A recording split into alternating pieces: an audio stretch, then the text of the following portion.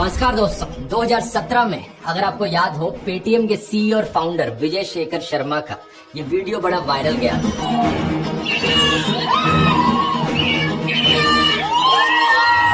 बहुत ही ज्यादा एक्साइटमेंट में चिल्ला चिल्ला कर ये पेटीएम के सक्सेस का जश्न मना रहे थे। बड़े फेमसली इन्होंने यहाँ पर कहा था, जो हमारे साथ नहीं है वो रोएंगे। लेकिन अफसोस 7 साल बाद आज के दिन सिचुएशन पूरी तरीके से पलट चुकी है। जो पेटीएम के साथ है वो रो रहे हैं। पिछले कुछ दिनों में एक भयंकर तरीके से इस कंपनी का क्रैश देखने को मिला है। 30 जनवरी को इस कंपनी का स्टॉक प्राइस 760 रुपए पर था। आज ये 380 रुपए से भी नीचे गिर गया है। आखिर क्या कारण है इसके पीछे? आइए समझते हैं पेटीएम की राइज और डाउनफॉल की पूरी कहानी आज के इस वीडियो में।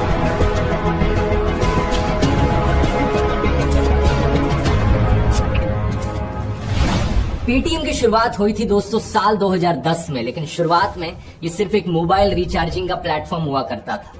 एक ऐसी ऐप जिसके जरिए आप अपना फोन रिचार्ज कराते थे और लैंडलाइन बिल के पेमेंट्स भरते थे। कंपनी ने धीरे धीरे अपनी ऐप में और फीचर्स डाले। ये सिर्फ जनवरी 2014 में ही था कि पेटीएम वॉलेट लॉन्च हुआ, इसके जरिए आप ऑनलाइन पे कर सकते थे पेटीएम का इस्तेमाल करके। 2015 तक आते आते मेट्रो के रिचार्जेस, इलेक्ट्रिसिटी, गैस और पानी की बिल की पेमेंट्स करना भी इससे पॉसिबल होने लगा। लेकिन सही मायनों में इस कंपनी की पॉपुलैरिटी में जंप सिर्फ 8 नवंबर 2016 के बाद से ही देखने को मिला। वो दिन जब demonetisation 500 rupee and 1000 rupee currency notes will no longer be legal tender from midnight to night. नोटबंदी के अगले ही दिन देश भर के ढेर सारे अखबारों में कुछ ऐसी फ्रंट पेज एड्स छपी थी। Paytm congratulates honourable prime minister Shri Narendra Modi on taking the boldest decision in the financial history of independent India. अब एटीएम नहीं पेटीएम करो। यहाँ खड़ी हुई पहली कंट्रोवर्सी पेटीएम को लेकर। लोगों ने सवाल उठाया कि क्या पेटीएम का कोई लिंक है सरकार के साथ। इस तरीके से प्रधानमंत्री के चेहरे का इस्तेमाल करना अपनी एडवर्टाइजमेंट करते वक्त। और नोटबंदी का फैसला जिसे सीक्रेटिव बताया गया था वो 8 नवंबर को रात के 8 बजे लिया गया था। तो ऐसा कैसे हुआ कि अगले ही दिन 9 नवंबर को सुबह जो अखबार आया उसमें फ्रंट पेज एड छपी थी? क्या इस कंपनी को पहले से ही पता था डिमोनेटाइजेशन होने वाला है? हुआ जो भी हो, लेकिन एक चीज बड़ी साफ थी, पेटीएम को बहुत बड़ा फायदा हुआ इस एक फैसले की वजह से। यूरो मनी की रिपोर्ट के अनुसार डिमोनेटाइजेशन से पहले पेटीएम के पास 125 मिलियन कस्टमर्स थे, लेकिन नोटबंदी के सिर्फ 3 महीने बाद पेटीएम के कस्टमर्स 185 मिलियन तक पहुंच चुके थे। इस कंपनी के सीईओ विजय शेखर शर्मा ने भी इस मौके को कैपिटलाइज करने में कोई कसर नहीं छोड़ी। पेटीएम ने 10,000 से ज्यादा एजेंट्स को हायर किया कि वो अपने QR कोड्स डिस्ट्रीब्यूट करें लोकल दुकानों पे और वेंडर्स के पास जाकर। हर शहर में दुकानदारों को एनकरेज किया गया कि सबके सब पेटीएम करो। कंपनी की ग्रोथ बहुत अच्छी चल रही थी, लेकिन इसी समय के अराउंड 2-3 और कंट्रोवर्सीज भी खड़ी होती। एक था पेटीएम का चाइनीज लिंक। साल 2015 में अलीबाबा नाम की एक चाइनीज कंपनी ने $680 मिलियन पेटीएम में इन्वेस्ट किए और 40% स्टेक पेटीएम कंपनी का इस चाइनीज कंपनी के हाथों में चला गया। अलीबाबा कंपनी के फाउंडर हैं जैक मा, और विजय ने इन्हें अपना हीरो भी बताया था। इन्होंने एक स्टेटमेंट दी थी फाइनेंशियल टाइम्स अखबार को, I became totally interested in China, Alibaba and Jack, all 3 things. हाल ही में इंडिया और चाइना के रिलेशंस की कहानी तो आप जानते ही हो। चाइना बार बार इंट्रूड किए जा रहा है इंडियन बॉर्डर के अंदर। 2017 में डोकलाम बॉर्डर स्टैंड ऑफ हुआ था। कई लोगों ने पेटीएम को क्रिटिसाइज किया था इस चीज को लेकर कि ये सामने से कंपनी बड़ा देशभक्त बनती है जब लोगों को कुछ बेचना हो, लेकिन पीछे से चाइनीज फंडिंग ले रखी है। इसी क्रिटिसिज्म के चलते चाइनीज का जो स्टेक था उसे कम किया गया कंपनी में। 2023 में करीब 10% स्टेक विजय ने खुद वापस अपने आप को ट्रांसफर कर लिया और चाइनीज स्टेक कंपनी में 13.5% के अराउंड है एज ऑफ नाउ। मई 2018 में अगली कंट्रोवर्सी उठी पेटीएम को लेकर, जब investigative news agency cobra post ने एक अंडरकवर ऑपरेशन किया। इनके अंडरकवर रिपोर्टर पेटीएम के वाइस प्रेसिडेंट अजय शेखर शर्मा से मिलने गए, जो कि विजय शेखर शर्मा के भाई हैं। और इस बातचीत में जब उनसे पूछा गया कि क्या आप हमारी पॉलिटिकल पार्टी का प्रोपेगेंडा फैलाओगे अपनी ऐप के जरिए, तो उन्होंने बड़े खुशी से एक्सेप्ट। तो वीडियो वगैरह भी उसमें डल जाएंगे, मतलब बहुत सारी चीजें हैं, मैं आपको दूंगा। वो सब हम कर देंगे अगर मुझे से RSS कहेगा, क्योंकि RSS तो हमारे ब्लड में।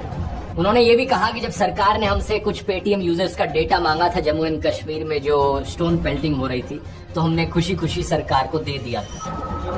बंद हो ना पत्थर वाला पर्सनली कहा गया था, देखा इस पर 6 साल पहले मैंने एक वीडियो बनाया था, अगर आपको याद हो, अगर आप इतने पुराने व्यूअर हो मेरे चैनल के। लेकिन इन सब कंट्रोवर्सी से ज्यादा कुछ हुआ नहीं, कंपनी आगे बड़ी तेजी से ग्रो करती रही। वैसे जनरली भी कहा जाए, कई कंपनीज ऐसी हैं जिन्हें आपके डेटा की कोई परवाह नहीं होती, वो आपके डेटा को आगे बाकी कंपनीज को बेचती हैं। स्पेशली ऑनलाइन ये बहुत किया जाता है, आपके डेटा का इस्तेमाल करके आपका एक डिजिटल प्रोफाइल बनाया जाता है ताकि ऑनलाइन टारगेटेड एड्स आपको दिखाई जा सके। 2017 में पेटीएम ने पेटीएम पेमेंट्स बैंक लॉन्च किया। इन्होंने बैंकिंग सर्विसेज भी ऑफर करनी शुरू करी। पेमेंट्स बैंक कुछ मायनों में एक बैंक की तरह ही होता है, जहां पर आप अपना एक बैंक अकाउंट बना सकते हो, पैसे डिपॉजिट कर सकते हो, डेबिट कार्ड ले सकते हो। लेकिन एक नॉर्मल कमर्शियल बैंक की कंपैरिजन में कुछ बड़े इंपॉर्टेंट डिफरेंसेस होते हैं। Payments banks mostly digital services पर फोकस करते हैं, बहुत कम फिजिकल ब्रांचेज होती हैं पेमेंट्स बैंक्स की। और आरबीआई के रूल्स के अनुसार पेमेंट्स बैंक्स क्रेडिट कार्ड और लोन की सुविधाएं ऑफर नहीं कर सकते। जो नॉर्मल कमर्शियल बैंक्स होते हैं जैसे कि HDFC, SBI, ICICI, उनमें कोई डिपॉजिट लिमिट नहीं होती। आप कितना भी पैसा चाहें उन बैंकों में डिपॉजिट करके रख सकते हैं, लेकिन पेमेंट्स बैंक्स में एक लिमिट रखी गई है आरबीआई के द्वारा। 2 लाख रुपए से ज्यादा आप इन बैंक्स में डिपॉजिट करके नहीं रख सकते। इतना डिटेल में मैं आपको ये सब इसलिए बता रहा हूँ क्योंकि आज के दिन जो हालत हुई है पेटीएम की, उसके पीछे एक बड़ा कारण पेटीएम का पेमेंट्स बैंक ही है। आरबीआई यानी रिजर्व बैंक ऑफ इंडिया देश का सेंट्रल बैंक है, देश भर की मॉनेटरी पॉलिसी डिसाइड करता है और देश में पैसे छापने का काम भी करता है। बाकी सारे जितने बैंक्स और फाइनेंशियल इंस्टीट्यूशंस है देश में, उन्हें आरबीआई के बनाए गए रूल्स और गाइडलाइंस को फॉलो करना पड़ता है। तो 31 जनवरी 2024 को जो ये पेटीएम का क्रैश हुआ, ये इसलिए हुआ क्योंकि आरबीआई ने पेटीएम के पेमेंट्स बैंक पर ऑपरेशनल रिस्ट्रिक्शंस लगा दी। आरबीआई ने कहा कि पेटीएम का पेमेंट्स बैंक बार बार हमारे रूल्स को वायलेट करता रहा, परसिस्टेंट नॉन कंप्लायंस इनकी तरफ से देखने को मिली और इसीलिए अब हम इस बैंक पर रोक लगा रहे हैं। 29 फरवरी 2024 के बाद से पेटीएम का पेमेंट्स बैंक कोई नए डिपॉजिट्स एक्सेप्ट नहीं कर सकता, कस्टमर अकाउंट्स में पैसे टॉप अप नहीं कराए जा सकते, नए कस्टमर्स की ऑनबोर्डिंग नहीं करी जा सकती। और आरबीआई ने कहा कि जितने भी नोडल अकाउंट्स बने हुए हैं इस पेटीएम पेमेंट्स बैंक पर, उन सबको बंद होना चाहिए 15 मार्च 2024 तक। नोडल अकाउंट्स वो अकाउंट्स होते हैं जो ये ई कॉमर्स और ऑनलाइन सर्विसेज वाले बिजनेसेस यूज करते हैं। और जहां तक बात रही पेटीएम वॉलेट की, आप अपना एग्जिस्टिंग बैलेंस यूज कर सकते हो, लेकिन 29 फरवरी के बाद से और कोई पैसे उसमें डाल नहीं सकते। तो जाहिर सी बात है ये एक बहुत बड़ा फैसला है आरबीआई की तरफ से, और ऐसा फैसला एक झटके में नहीं लिया जाता। ऐसा नहीं है कि आरबीआई ने एक दिन उठकर सोचा कि आज पेटीएम की क्लास लगाते हैं और ये सारे डिसीजंस ले लिए, बल्कि इसके पीछे एक बहुत लंबी हिस्ट्री है। सच बात यह है कि पेटीएम को बार बार सालों से वार्निंग दी जा रही थी आरबीआई के द्वारा, लेकिन वो फिर भी नहीं सुधरे।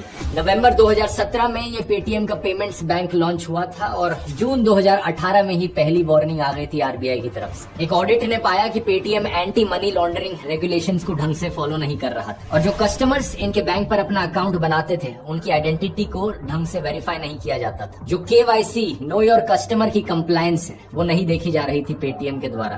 तो आरबीआई ने कहा कि पेटीएम नए कस्टमर्स को ऑनबोर्ड करना बंद कर दे जब तक ये सारी चीजें ठीक नहीं करता हूँ। पेटीएम ने इस वार्निंग को लेकर कुछ एक्शन जरूर लिया क्योंकि जनवरी 2019 को आरबीआई ने कहा ठीक है, पेटीएम अब कस्टमर्स को ऑनबोर्ड करना वापस से शुरू कर सकता है। जो रिस्ट्रिक्शन लगाई थी वो हटा दी गई, लेकिन करीब 2.5 साल बाद अक्टूबर 2021 में अगला बड़ा झटका लगता है। पेटीएम पर 1 करोड़ रुपए का फाइन लगाया जाता है क्योंकि उन्होंने अपनी लाइसेंस एप्लीकेशन भरते वक्त गलत इन्फॉर्मेशन भरी और गलत डॉक्यूमेंट्स दिए। आरबीआई कहता है कि वही चीजें जिसको लेकर हमने पहले आपको वार्निंग दी थी, कस्टमर्स को ढंग से वेरीफाई नहीं किया जा रहा है, रेगुलेशंस को ढंग से फॉलो नहीं किया जा रहा है, वही चीजें दोबारा देखने को मिल रही हैं। एक बार फिर से कस्टमर ऑन बोर्डिंग पर रोक लगाई जाती है। अक्टूबर 2023 एक और बड़ा फाइन लगाया जाता है पेटीएम के ऊपर, इस बारी 5 करोड़ रुपए का। आरबीआई इस उम्मीद में था कि 2 वार्निंग्स देने के बाद, ये 2 बार फाइन्स लगाने के बाद कम से कम अब तो पेटीएम रेगुलेटरी रिक्वायरमेंट्स को मीट कर ले, अपने कस्टमर की वेरिफिकेशन ढंग से करना शुरू कर दे। लेकिन इस सब के बाद भी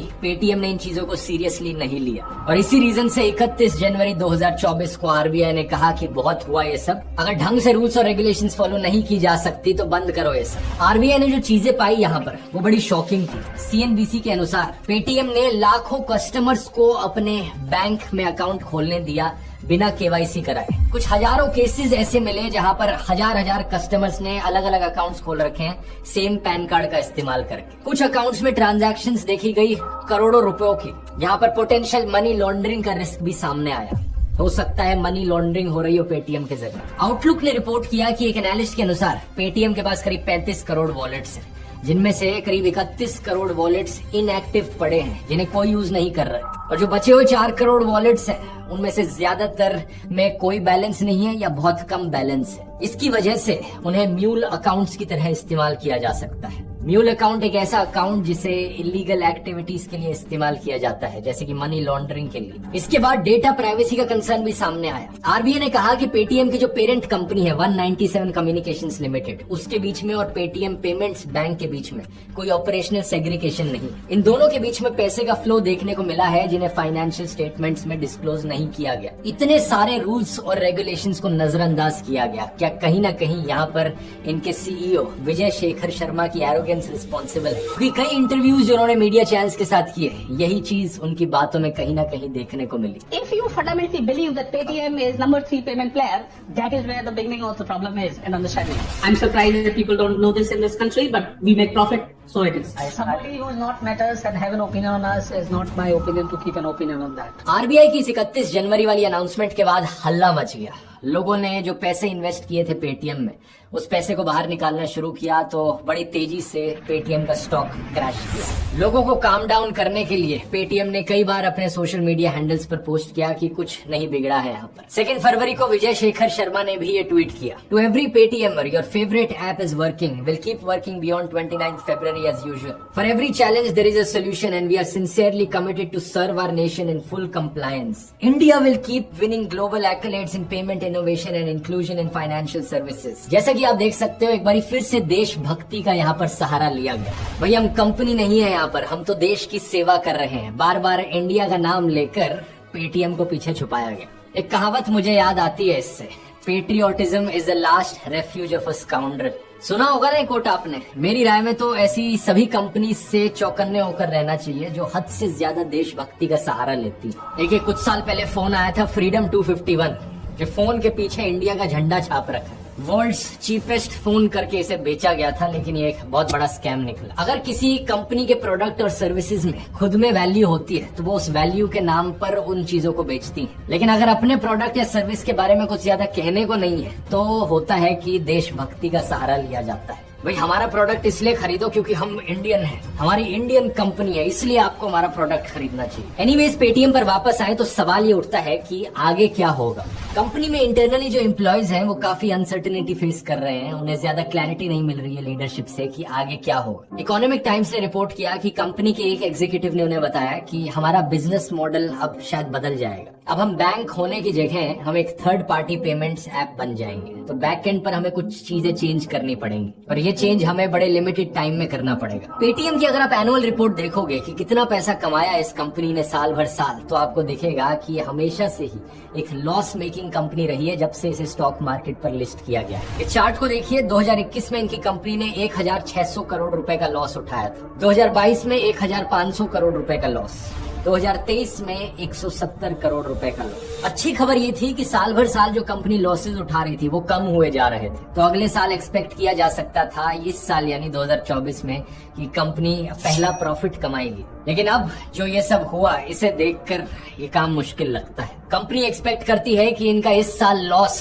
300 से 500 करोड़ रुपए ज्यादा हो सकता है। ये बात पेटीएम ने खुद पब्लिक के सामने रिवील करी, ये कहते हुए कि वो आरबीआई की गाइडलाइन से अब कंप्लाई करेंगे। लेकिन इनकी ये अनाउंसमेंट के बाद कंपनी का स्टॉक प्राइस और नीचे गिर गया। What is the path to profitability, Vijay? What is by when will Paytm make money? Make more money by making more operating money. By making more money.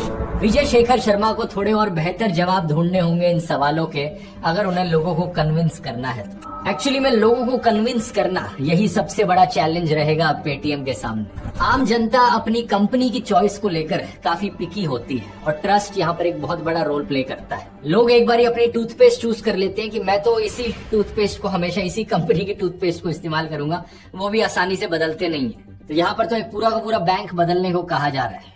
Customers को वापस लाना आसान काम नहीं होगा पेटीएम के लिए। लेकिन कस्टमर्स को कन्विंस करना तो बात की बात है, पहले पेटीएम को आरबीआई को कन्विंस करना होगा, वो भी कोई आसान काम नहीं। लेकिन एक उम्मीद की किरण, बच निकलने का रास्ता यहाँ पर शायद ये हो सकता है कि कोई दूसरी कंपनी आकर पेटीएम के वॉलेट बिजनेस को खरीद ले। बिजनेस स्टैंडर्ड की एक रिपोर्ट सजेस्ट करती है कि एचडीएफसी बैंक और जियो फाइनेंशियल सर्विसेज शायद यहाँ पर आकर ये काम करेंगे। लेकिन जियो ने स्पेकुलेशन को डिनाई किया है, ये कहते हुए कि उनका ये करने का कोई इरादा नहीं है। और वैसे भी ऐसी सेल करने से पहले आरबीआई के अप्रूवल की जरूरत होती है। अगर आपको ये वीडियो पसंद आया तो ऐसी ही कई और केस स्टडीज मैंने बाकी कंपनीज पर करी है, जैसे कि ये वाली अमूल पर।